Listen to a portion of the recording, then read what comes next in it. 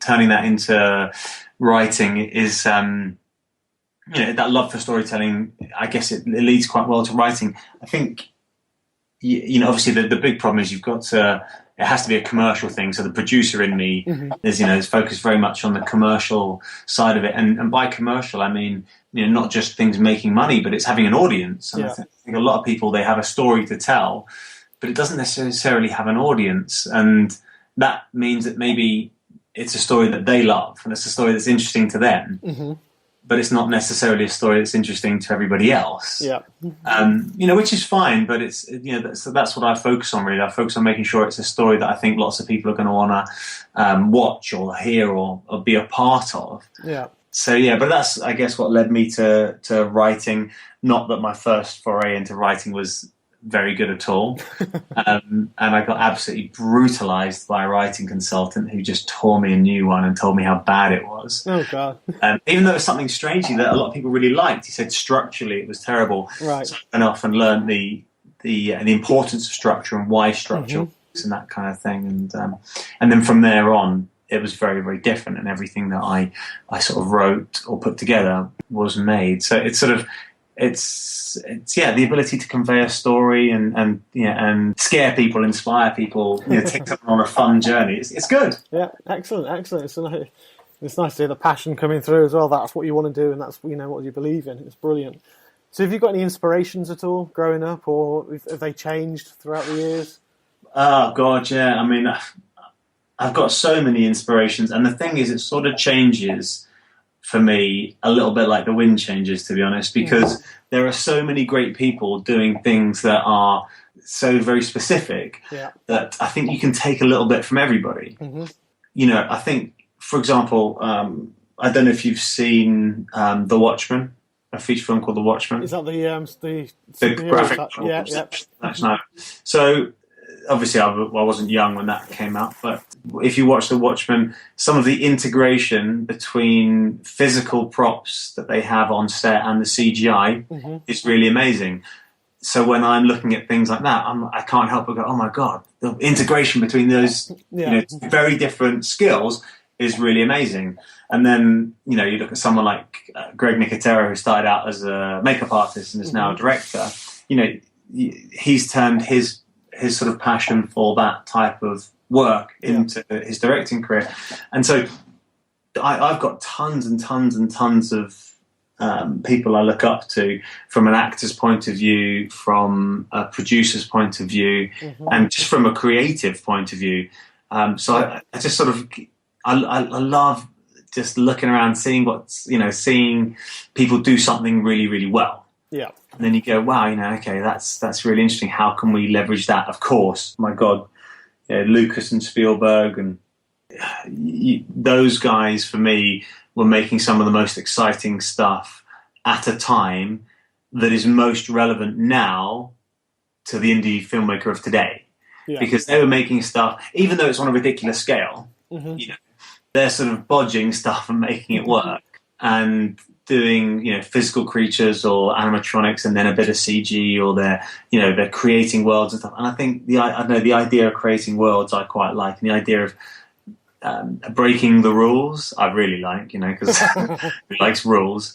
I don't know, from a creating point of view, those guys, from an acting point of view, I love Hank Azaria. He's just unbelievable, massively underrated. So many people don't even know who he is, but he's just phenomenal. I find the guy fantastic. Watching him on screen is brilliant. He's unbelievable. He's so good. Yeah, very much so. He's so good. The from the subtlety to the completely over the top stuff. Yeah. And even actually, if you watch the behind the scenes of Along Came Polly, you watch the outtakes, and Ben Stiller can't keep it together. He just stays in character. Yeah. And he sort of chases Stiller around, like trying to get Stiller to look at him. But he's not even laughing. He's so good, and he's so funny, and he's a very well balanced actor. He can do everything. Yeah, he's got great range, and he's very physically well built. But he managed to hide it under his clothes. So he can play the geeky scientist in France. Yeah, but he can play then. The gay pool boy from Guatemala in The Birdcage, or the French scuba diver in Along Came Polly, and he sort of manages to do quite a range of stuff. So, I mean, obviously, then the people like Philip Seymour Hoffman, and from the other end, actually, to the completely not serious actors like Arnie. You know, I know Ross mentioned Stallone. Yeah, exactly. For me, it was always Arnie, you know, because he's just so ridiculous. It's so cool. Get to the chopper. Yeah, come on, get down. That's a fantastic impression. I'm quite proud of my Arnie impression. I can do it. But yeah, I mean, he was just phenomenal, and you know, and again, actually, he's a fantastic public speaker, and he's he's someone who's talked a lot about pushing through when people say no, and finding opportunities when people say the opportunity isn't there and stuff. So I think actually he's quite inspirational in a lot of ways. Yeah, he had a lot of barriers to get through as well, didn't he? His language barrier and everything to get through when he came over. And essentially he's a German. Yeah, you know, Austrian. But to the Americans he's a German. Oh, well, yeah, exactly, yeah. They don't know the difference between Germans and Austrian, and he sort of recants his story about, you know, they just saw me as a German. Yeah, no, it wasn't with the time he came across as well. It wasn't that long. It's only That's what I mean. Years. Yeah. So I mean, you know, it's not, you know, historically it wasn't far enough away for people to accept it, and one of the stories he says is, you know, some casting director's like, well, the only thing we can get you is a German officer in Hogan's Heroes or something like that, because that's all you're any good for. You know, a baddie to then be killed. Yeah. And that's it. You know, the time that he came over, it's not a big enough gap in American history, really, you know, for them to sort of really welcome someone with a supposedly very German accent, and I mean, it was quite an accent, but a name. You know, people were saying no. So, you know, I like guys like that. Excellent. I'm actually sitting down with his enemy on Friday. I've got my face-to-face interview, Michael Bean. My God, no. He's coming to Wales Comic Con. I've been trying to get him like 7 or 8 times. We've had to reschedule because I wanted to get him before I came to Comic Con. And then finally we just decided, it's like, look, you're coming to Comic Con. Can I come to your hotel and maybe on the Friday night and we'll just sit down and we'll do it there to save obviously Skype and everything. And they're like, yeah, sure, we can do that. So I was like, yes. Fantastic, yeah, fantastic. Yeah, it's Michael great, Bean actually, well. Comic Con. He does get some good people, old Jamie. He does, yeah. Who else is coming? Yeah, Manu Bennett's here this weekend as well. I've met him earlier in Blackpool. Yeah. He's been on the show, great guy. He's another really solid built bloke, but... Yeah, I mean, there are some big... that's the funny thing about... and actually, this is the funny thing about Knights of the Damned. I was comparing it to Predator. So on set, normally, I'm quite a big guy. But on Predator, I'm the little guy. Sorry, on Knights of the Damned, I'm the little guy. And that's like, if you look at the guys in Predator, they are quite big guys. Like the skinny guys... If you look at the skinny guys, they're huge, but they're just skinny compared to these units that are either side of them. And I was like, I'm the skinny guy in Predator on this. Like, I'm the guy who's normally in the normal world, you know, quite good shape and quite chunky and whatever else. On this film, I am tiny. You're the Knights of the Damned version of Poncho, isn't he? He was the little radio man. Yeah, that's what I am. I'm Poncho. I mean, I've noticed that myself looking at the stills that have come out of the show. It's like, you look at the thing. I mean, I'm more like Mr. Stay Puffed than anything else. It's just one of those things. Relax muscle. I did wrestling a couple of years back.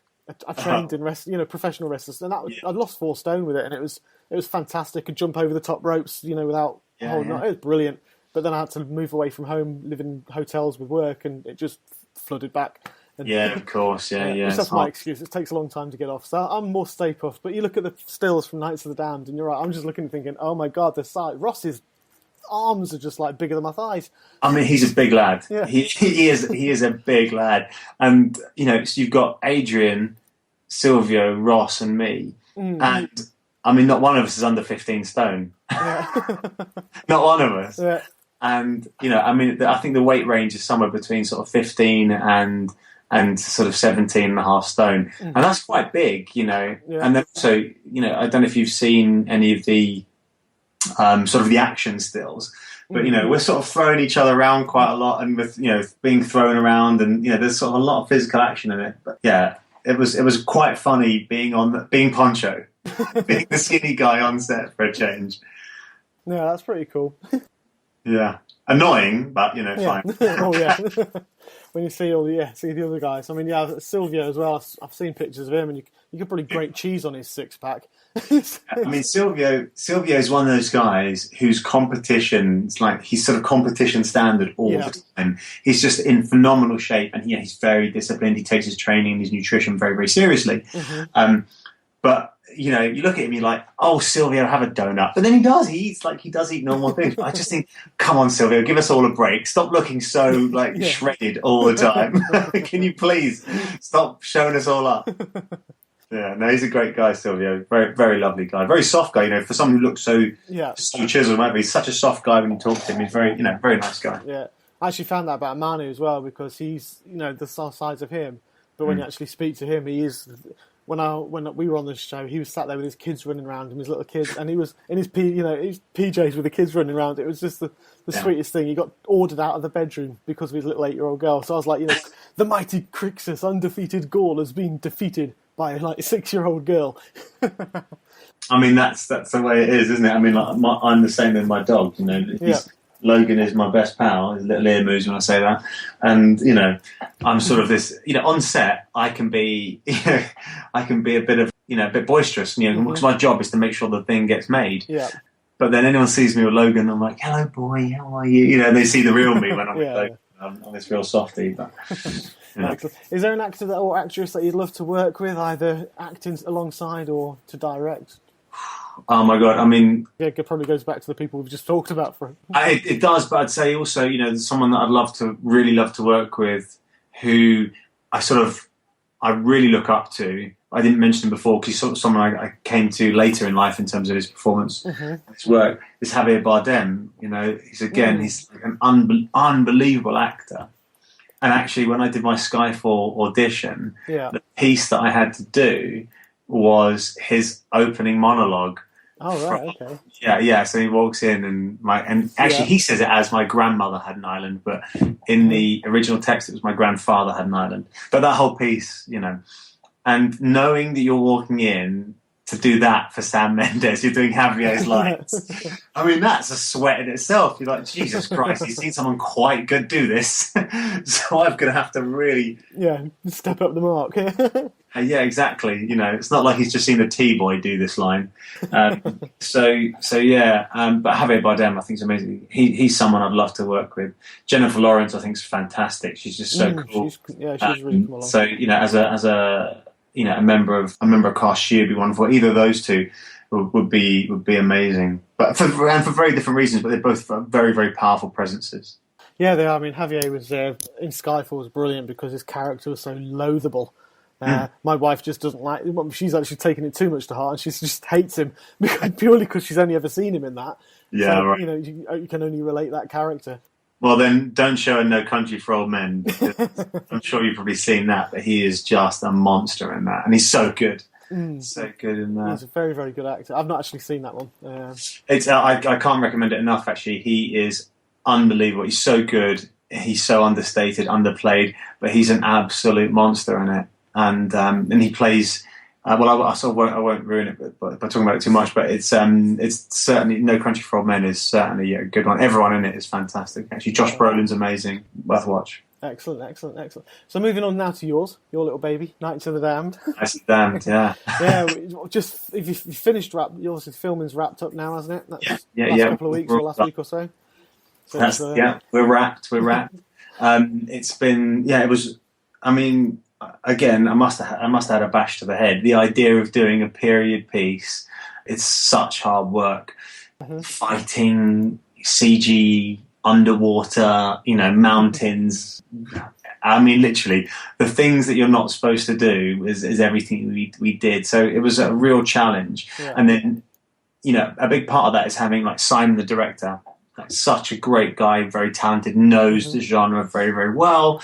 He really loves horror as well. So giving us a bit of a horror-y edge to what is a sort of a fantasy action film is good because it keeps the scare up and it keeps it. I think it keeps it from becoming comedy. Because I think if you're just doing a straight out-and-out Knights War film, then it is what it is. But I think if you add in the Furies, which are they're not really zombies, but they're zombie-like, I guess. it could very easily become a bit funny and sort of a bit less intense. But Simon sort of he really keeps a good eye on that, which is great.